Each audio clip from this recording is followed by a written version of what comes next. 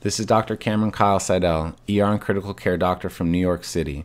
9 days ago, I opened an intensive care unit to care for the sickest COVID-positive patients in this city. In these 9 days, I have seen things I have never seen before.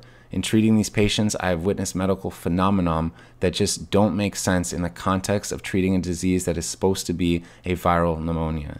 9 days ago, I presumed I was opening an intensive care unit to treat patients with a virus causing a pneumonia that was ravaging lungs across the world, starting out as something mild, a cough, a sore throat, and progressively increasing in severity until ultimately ending in something called acute respiratory distress syndrome, or ARDS.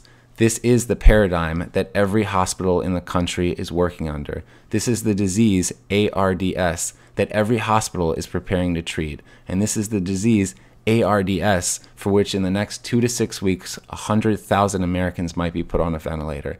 And yet, everything I've seen in the last 9 days, all the things that just don't make sense, the patients I'm seeing in front of me, the lungs I'm trying to improve, have led me to believe that COVID-19 is not this disease, and that we are operating under a medical paradigm that is untrue. In short, I believe we are treating the wrong disease, and I fear that this misguided treatment will lead to a tremendous amount of harm to a great number of people in a very short time.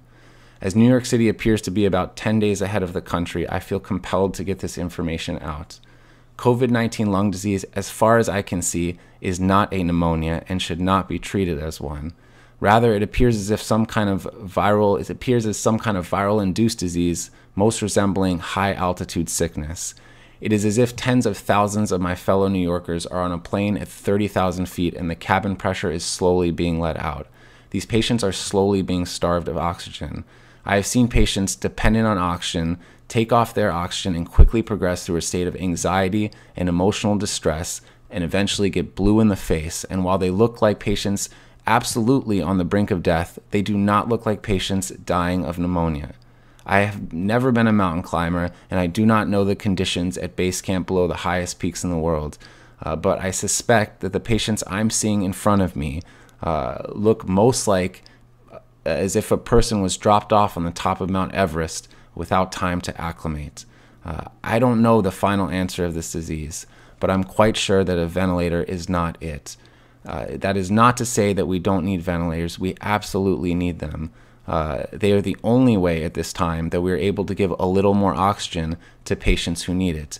But when we treat people with ARDS, we typically use ventilators to treat what's called respiratory failure. That is, we use the ventilator to do the work that the patient's muscles can no longer do because they're too tired to do it. These patients' muscles work fine.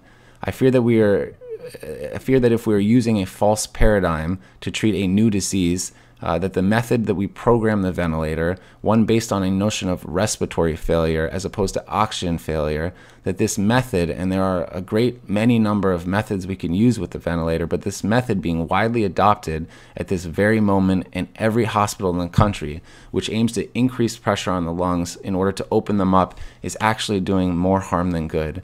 And that the pressure we are providing to lungs, we may be providing to lungs that cannot stand it, that cannot take it, and that the ARDS that we are seeing, that the whole world is seeing, may be nothing more than lung injury caused by the ventilator. Now, I don't know the final answer to this disease. I do sense that we will have to use ventilators. We will have to use a great many number of ventilators, and we need a great many number of ventilators, but I sense that we can use them in a much safer way. In a much safer method. That safer method challenges long-held dogmatic beliefs within the medical community and among lung specialists, which will not be easy to overcome. But I really believe that they must be overcome. There are hundreds of thousands of lungs in this country at risk, and the time to overcome them is now.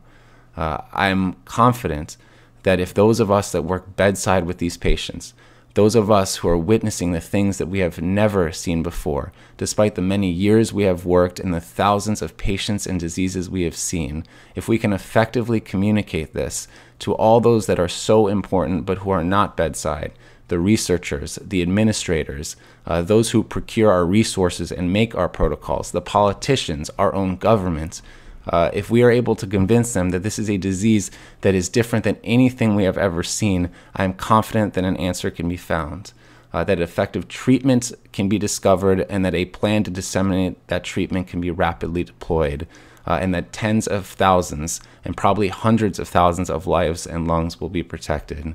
The time for this is now. We are staring into a future in which a great many of our fellow Americans are going to suffer, not to mention people all around the world. For those who will not suffer directly from this disease, from the terrible human cost of this disease, for those who will not lose a family member or a friend, and there will be a great many number of people who will lose those close to them. But for those who don't, they are still going to suffer from the great economic cost of COVID-19. We are all involved in this future. So I urge you, for those of us, if you are out there, for those who work bedside, I urge you to speak up. We can change this. I thank you all for listening. Please spread the message and stay safe.